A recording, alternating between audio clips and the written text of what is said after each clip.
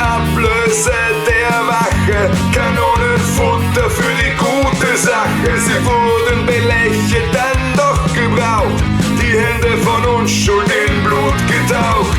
Sie sind die Herren auf Fels und Stein, in ihrem Reich will aber niemand sein. Man weiß nicht genau, woher sie einmal kamen, doch heute nennt sie kaum einer beim Namen. Doch da gibt es einen Feind, der Rest der Welt wird jetzt vereint.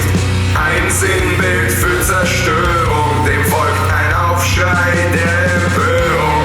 Wieder hält der Glaube her, die Hassprediger werden mehr.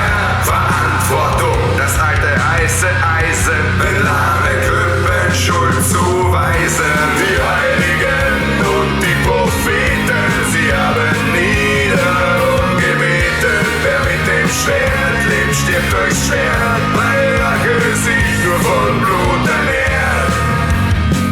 Von Blut ernährt. Von Blut ernährt.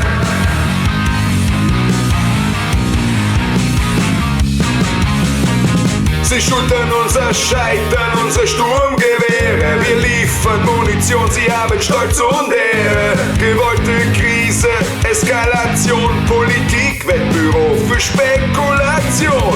Zum Glück ist es nicht hier, sondern nur dort. Hier kümmert's keinen, man stirbt nur vor Ort. Die Finger erhoben, die Schuld zuweisen. Welchen Gott gilt es wie zu preisen? Es ist nur Spaß.